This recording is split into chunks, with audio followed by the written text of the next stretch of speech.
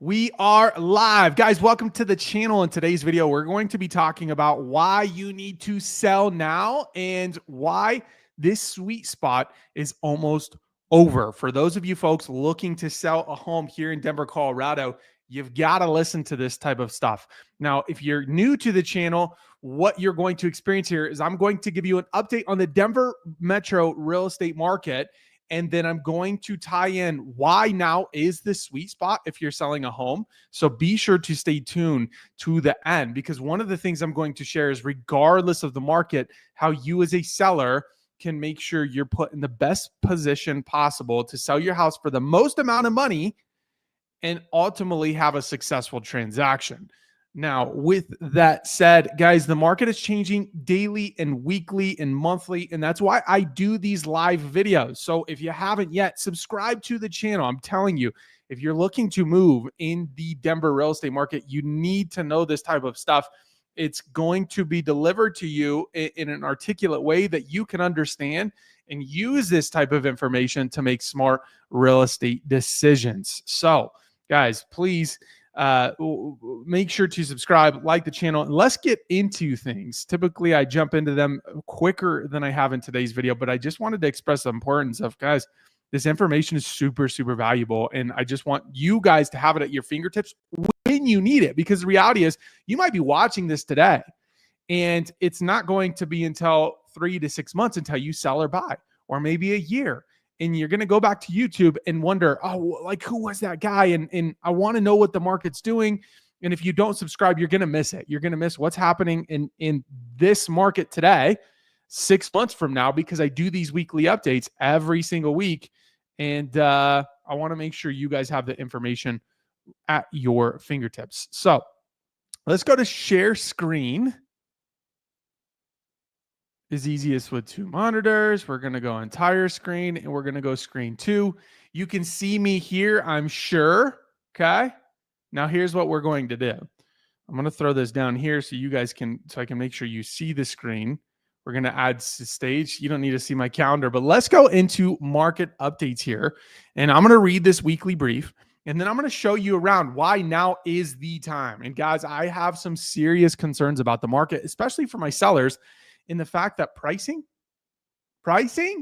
is going to do something, and I have reason to believe it might do something you won't like as a seller. And so again, guys, just stay tuned. This is really, really, really impactful, data-driven insight that is going to set you up to succeed. So let's go into the weekly market brief, and then we'll get into selling and why now is the time.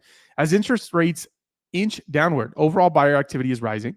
Showings remain elevated and are translating to 20% more contracts than the same time last year. Days on market continues to fall. Price reductions are less frequent, and offers over asking price are on the upswing. A classic spring market trend favoring sellers since 2012. However, sellers should not be complacent. An extraordinary number of homes are hitting the market, increasing competition, while seller concessions per contract remain historically elevated. If a home is not generating the desired interest, rapid adjust the asking price or home's condition may be prudent in a market where we anticipate a continued rise in inventory and a slowing buyer activity. Guys, that's the concern right there. That's why you list now. That's why time is running out, because we're in a very hot spring market, as evidenced in this first paragraph, and that market is soon to be over. And I'll show you that in the data that we're going to get into here in a second. Now, what happens if there's more inventory than there are demand, right? Supply-demand ratios. Well, if we have slowing buyer activity, yet more homes coming onto the market, what do you think is going to happen to price, right? If you walk into a store and there's 100 items of this one limited edition thing, but there's one buyer, those prices naturally are going to have to come down. Whereas if you walked into the store and there's 100 items and there is 1,000 buyers, that item is going to sell for way more money than the first example, right? Same thing with real estate, broken down at a third grade level. New listings have been entering the market at a torrid pace. What a word, torrid pace, hitting 15-year records. Over the last 4 weeks, about 6,000 homes were listed for sale, more than any comparable time frame since 2011. This influx of listings boosts early season inventory, creating excellent opportunities for buyers, but also adding pressure on sellers to stand out. Guys, this is record high. So if you're competing against all of these listings, well, it's likely you're going to have less leverage in a negotiation. Your house price is only going to rise so much, or the opposite, because there's so many other homes for buyers to look at. At the end of last week, there are 9,600 homes available for sale, double the average of the past 2 years, and a 490% increase compared to 2022. While that jump may sound alarming, it's more reflective of a healthy market than a signal of trouble. I don't know. I don't necessarily disagree with that. I definitely think it's a healthy market. Trouble is relative. The key for sellers is knowing how to differentiate your listing in this expanded pool of options for buyers. Guys, this is inventory today. This is where it was last year, right? There's a massive gap happening here of how many listings are on the market, inventory. Showings. Buyer enthusiasm remains strong with 28,000 showings taking place last week, about 45% higher than the same period over the last 2 years and only marginally below the figures from 2021 and 2022. However, because there are more homes to choose from, the average showings per listing each week dipped to 2.99, making this spring feel slower for some sellers despite overall buyer traffic being robust. This is the showings per listing. It's really, really low. Guys, bear with me. We're going to get through this last part, and then I'm going to help you understand why this matters. Looking ahead, if economic concerns persist, the economic concerns persist and interest rates continue to drop, buyer activity will likely surge again. On the other hand, if rates remain stable and demand follows a typical late spring slowdown, while inventory keeps going up, sellers can feel an even greater cooling effect on the market. Contracts, buyers are putting pen to paper at a brisk pace. Last week alone, nearly 1,100 properties went under contract to get across the metro area. Here and there, multiple offers and over-asking bids are popping up, especially for standout homes in sought-after neighborhoods. Sellers, this is music to your ears if you're paying attention. While these pockets of competitive activity signal that the market that the market has heat in it, the broader supply-demand equation is shifting as inventory likely continues to rise and buyer traffic cools seasonally over the next 30 to 45 days.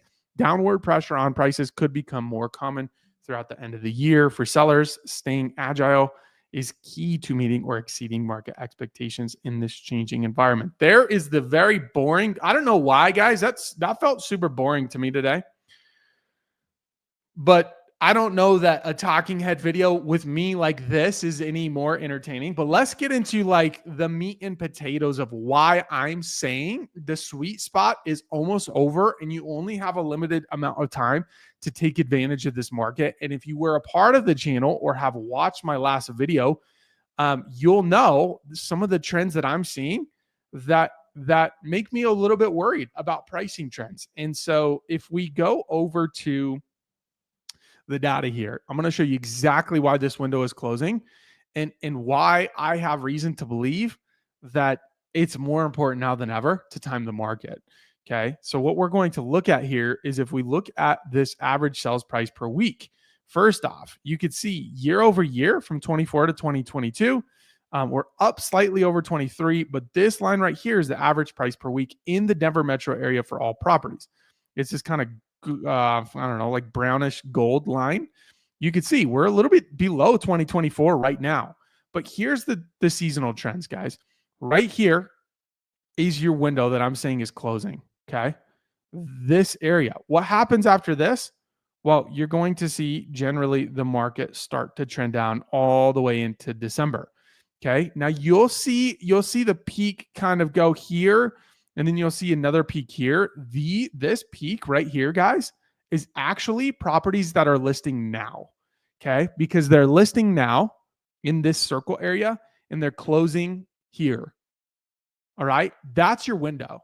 After this window, market tends to retract. Now, why am I more concerned than I have been in previous years? Well, I'll tell you why. Because new listings, let me show you. One of the things that I think is most important for you as a seller to know. Wow, look at this. Look at this golden line. We have more new listings hitting the week over the past 4 weeks than we have in 24, 23, 22, 21, 2019, even 2020, 2018, more than 2017, more than 2016. Do you guys see this line? That's telling me we have an incredible amount of inventory. Okay. That's more than we have had in the past 10 years. And that's new listings. But if we look at actual inventory on the market, you see this massive gap here. Okay. See this massive gap? What if that trend continues? What if we have that kind of gap going all the way into the mid-year? Well, that means we're going to have more inventory than we have in a long, long time.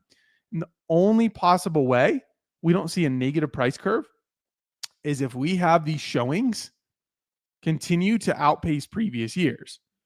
Okay. These showings are indicative of buyer demand. We have an incredible amount of more buyer demand and showings this year than we have in the past couple of years. Why? Well, we'll get into that in another video. But what's important to understand here is that even with this amount of activity, if we have record number of inventory homes hitting the market, it's going to be really, really hard for this demand to pace inventory and keep prices rising. Well, you get that in spring, and you see springtime, typically monthly average sold price goes up. Okay. I'm sorry, average sales price per week goes up. But if you don't sell within this range, you're going to retract. If we look at 2024, if you sold at the peak, we were at 763,000. Whereas if you sold down here, 608,000. Guys, that's over $100,000 difference. The same year, had they priced and sold in springtime at this stage, had they priced and sold in springtime, this window that I'm talking about is closing, they would have made, now, granted, right? You take a little bit of this with a grain of salt. We're looking at the tippity top to the bottom, but still, there's such a drastic price difference in between springtime than there was in Q3 and Q4. So, guys, that's why I'm screaming off the rooftop and shouting, guys, like, your window is closing. Now, likely you're not going to hear this video and be like, oh shit, I need to sell my home. Like, okay, like, pack up, kids. We got to go. Or if you don't have kids, like, okay, well, I'm going to drop everything I'm doing to sell my house. It's not the goal here. The goal here is just simply educate you guys to understand the way the ebbs and the flows of the market are happening, so that you are put in a position of power to make educated decisions about when to sell and buy. And that's ultimately what I'm doing here. Is I just want you guys to understand what's happening in the market. And again, I really encourage you to go watch my previous video talking about my concern in the market and why I think this year we might actually see a negative price curve all across the Denver metro area. And simply put, it's because of the supply and the demand. Right now, sellers, I told you I would share with you what I think you can do to beat the market, no matter what market you're in, or in other words, what you can do to still sell your house for the most amount of money possible, regardless of what the market's doing. But before we get into that, I just want to thank you guys for joining. If you see this part, please like and subscribe. I want to make sure we get this content out to more and more and more people. And we can only do it, guys. I'm serious. We can only do it with your support. I'm telling you, like, just a like. You won't believe how impactful that is in growing this channel and growing this content and getting it out to more and more and more people. So I just have one simple ask: like, subscribe if you're enjoying the content. If you think this is valuable, super, super appreciate you. Now let's get into how you guys can win in any market. It comes down to three things. Excellence. I'm talking absolutely amazing property preparation.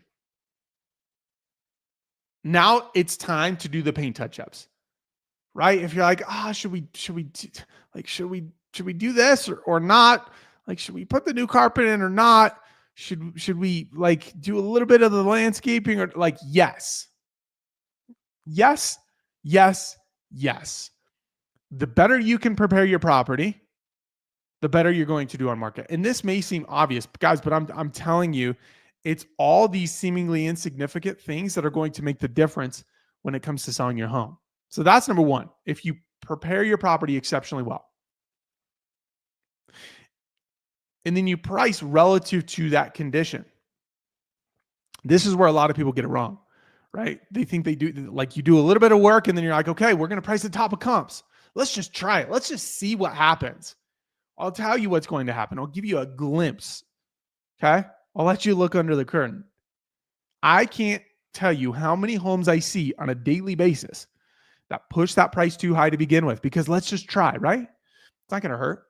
And then they fall down this slippery slope of price reductions over and over and over and over again, to where you're like, oh shit, this house has been on the market for 90 days and they're selling $70,000 less than they started. It's like, had you just started $30,000 less and we're able to take advantage of all those showings from the get, what would your results have been? So it's so important more than ever to price accurately and prepare your property exceptionally well.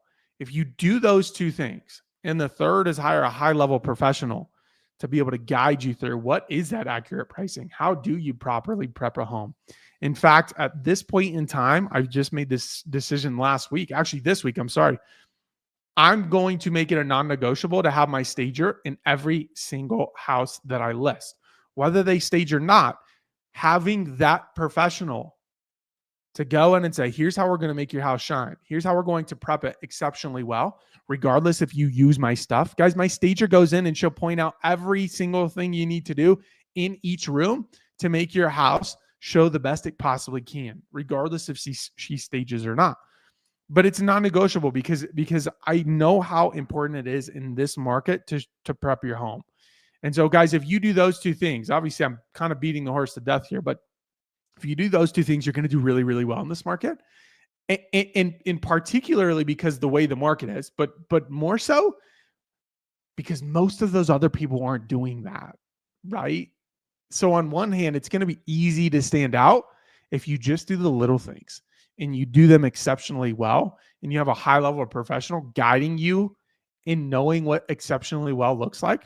You're going to do really, really well in this market. So, guys, thank you for joining. If you stayed this long, thank you. Seriously. I can't tell you how much I appreciate it.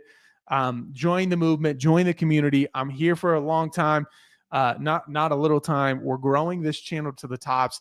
Can't wait till we have 1,000+ people on these lives. And again, thank you so much. Make sure to subscribe, like the channel, and we will catch you on the next one. Let's go.